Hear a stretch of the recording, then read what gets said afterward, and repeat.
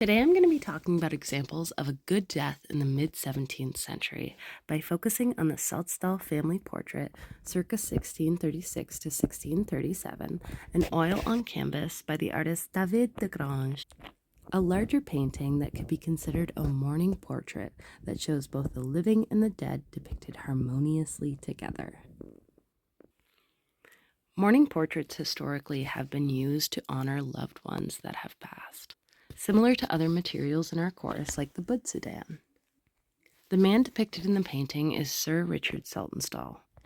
He's seen reaching towards both his deceased wife in the bed and his living family, showing his connection to both the past and the future.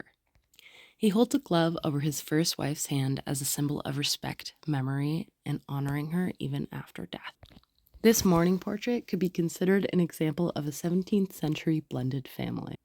The children depicted here being from Sir Richard Saltstall's first deceased wife in the painting, Elizabeth Bass. She was born in 1593 and died around the 1630s.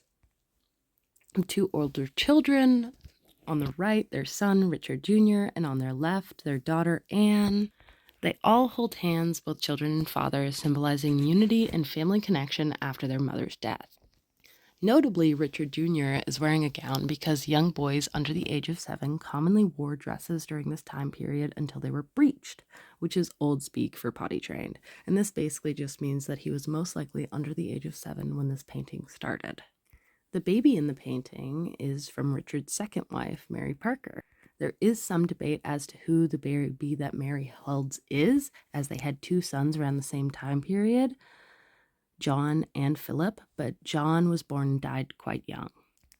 The unique component of this mourning portrait is that it depicts both of Richard Saltstall's wives. Richard's first wife, Elizabeth Bass, who lies in bed very pale to show that she has already died. She was included in this painting to honor her memory, making this considered a mourning portrait. Mary Parker is shown beside the bed holding the baby. She remarried Richard after Elizabeth's death, making her the second wife. In this painting, Mary Parker is included to represent the continuation of family, and the baby symbolizes new life and the family moving forward after a period of mourning. So why is this an example of a good death in the 1600s, the 17th century? Well, the Saltstall's family portrait is a unique mourning portrait. The painting depicts both the living and the deceased family members. It represents an example of a good death as understood at the time period, as the painting was attributed to David de Grange, a prominent miniature painter at the time.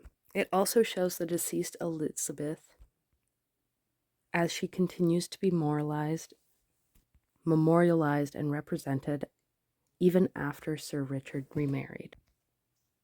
In conclusion, the family painting emphasizes family bonds, remembrance, and the continuation of life, showing Sir Richard, his deceased first wife, their surviving children, his second wife, their new warm, and this painting represents a personal, tender approach to mourning in the 17th century, blending both memory and family legacy.